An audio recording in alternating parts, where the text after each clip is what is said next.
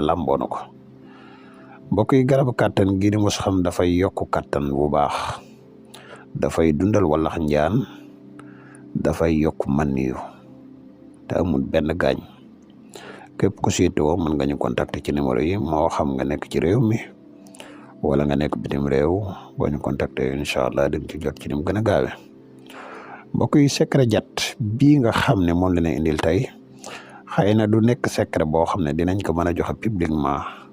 waaye nag dina nekk secret boo xam ne dinañ ko junj képp ku mu yitteel boo ñu contacter incha allah dees na ci waxtaan ak yow waaye secret jat la boo xam ne moo xam góor nga soxla ci moom dara nga def ko suñ borom dina jàppandal loola dina la ko tàggatal moo xam jigéen nga soxla ci moom dara nga def ko suñ borom dina la ko tàggatal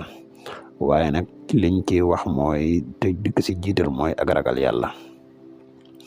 du lu gudd